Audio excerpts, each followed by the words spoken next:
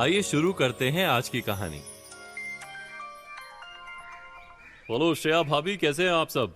और रजत भैया का क्या हाल है? हाल चाल का ये सवाल पूछने के बाद कुमार साहब के कजन ने फोन वाइफ को थमाया और ऑफिस के लिए निकल गया। अब दो लेडीज जब बात शुरू करती हैं तो बात कहीं से कहीं पहुंच जाती है। घर की बातों से शुरू हुआ बातचीत का सिलसिला नोटबंदी तक आ पहुंचा। क्या बताएं श्रेया दी, 500 और 1000 के पुराने नोट बंद होने से बड़ी मुश्किल हो गई है। आपको तो पता है इनका बिजनेस है, 10-12 लाख रुपए कैश पड़े हैं और ब्लैक व्हाइट के झमेले की वजह से ये बड़े परेशान हैं। शाम तक विकास की वाइफ की कही ये बात श्रेया से होते हुए कुमार साहब तक पहुंच गई और कुमार साहब ने उस पर तुरंत अपनी राय रख दी। श्रेया, जो भी हो, गीतिका को अपने घर की ये बात सबको ऐसे नहीं बतानी चाहिए। घर की बहुत सारी बातें प्राइवेसी के दायरे में रहनी चाहिए। गीतिका ने जिस तरह मिसेस कुमार से अपने घर पर 10-12 लाख पुरानी करेंसी का कैश होने की बात कही, वैसे ही बातों बातों में कुछ और रिश्तेदारों को विकास की प्रॉब्लम बता बैठी। अब ये तो दुनिया जानती है, रिश्तेदारों में किसी की अच्छाई की बातें भले पूरा जोर लगाने पर भी ना फैले, पर अफवाहें और बुराई के किस्से जंगल में आग की तरह फैल जाते हैं। बेचारे विकास के साथ भी वही हुआ। अचानक बेफजूल में समझाने वालों की बाढ़ सी आ गई। एक दूर की मौसी बोली, बेटा इतने कैश रखने की क्या जरूरत थी, चेक में पेमेंट ले लेते। एक मामा जी बोले, चिंता मत करो, अभी भी टाइम है, किसी तरह धीरे धीरे नए नोटों में बदल लो। लेकिन हद तो तब हो गई जनाब जब कुछ रिश्तेदार पैसों की मांग करने लगे। विकास बेटा, अब तुम्हारे पुराने नोट तो बर्बाद हो जाएंगे, 2-2.5 लाख हमें ही दे दो, हम अपने अकाउंट में जमा करके तुम्हें बाद में धीरे धीरे लौटा देंगे। विकास के चेहरे का तो रंग ही उड़ गया। रिश्तेदारों में अपने घर की बात फैलने की वजह से गीतिका उसके निशाने पर आ गई। तुम्हें इतनी भी अकल नहीं है कि घर की कौन सी बात किसे बतानी चाहिए और किसे नहीं? किसी बाहर वाले से नहीं, अपने ही लोगों से कहा, प्रॉब्लम बताएंगे तभी तो कोई मदद मिलेगी ना। गीतिका की ये बात सुनकर विकास ने सिर पीट लिया। अब वो क्या करे? एक तो पहले ही घर में ऐसे नोटों का ढेर लगा था जो अब किसी काम के नहीं।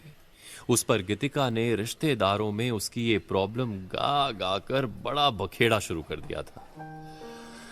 हालांकि ऐसा उसने सिर्फ अपनी हैसियत दिखाने के लिए किया। उसे लगा रिश्तेदारों पर रौब पड़ेगा। भाई फिर गीतिका और विकास की शादी को ज्यादा दिन भी नहीं हुए थे। ऐसे में जाहिर है गीतिका के लिए विकास ही सभी डिस्कशन का सेंट्रल पॉइंट था।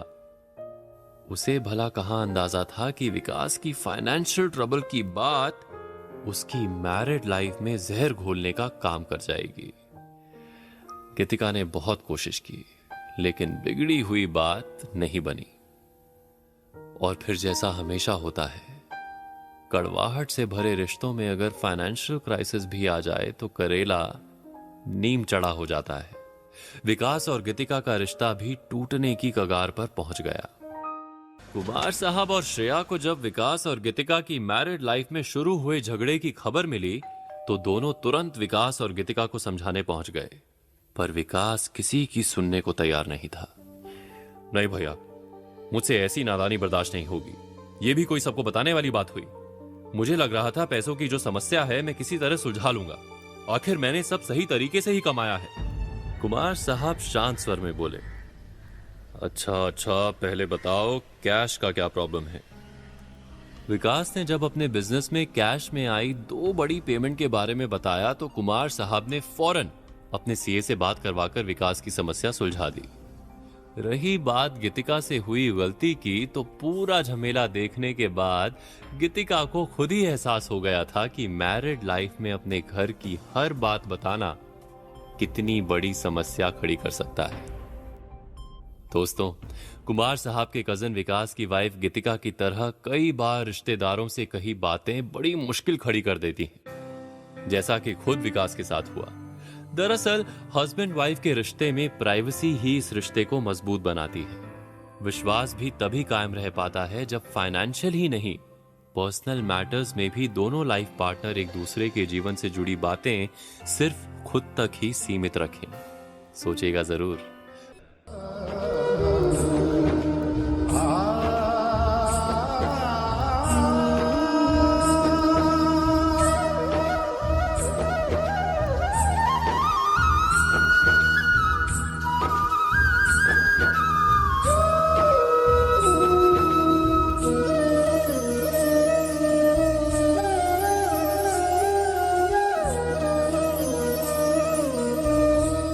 प्रेम से कहो राधे राधे।